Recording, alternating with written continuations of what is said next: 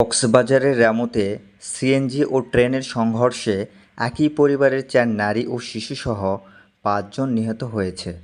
নিহত ২ নারীর বাবা জানান, তার ২ মেয়ে, ২ নাতিসহ সিএনজি করে শ্বশুরবাড়ি যাচ্ছিলেন। এমন সময় তাদের বহনকারী সিএনজিটি ধুলিরছড়া রেলক্রসিং পার হবার সময় চলন্ত ট্রেনের নিচে পড়েন। সিএনজিটাকে ১ কিলোমিটার টেনে হেঁচড়ে নিয়ে যায় ওই যাত্রী বহনকারী ট্রেনটি। এতে ঘটনাস্থলেই ওই ৪ জন নিহত হন। নিউজ ডেস্ক, ডেইলি জনতা।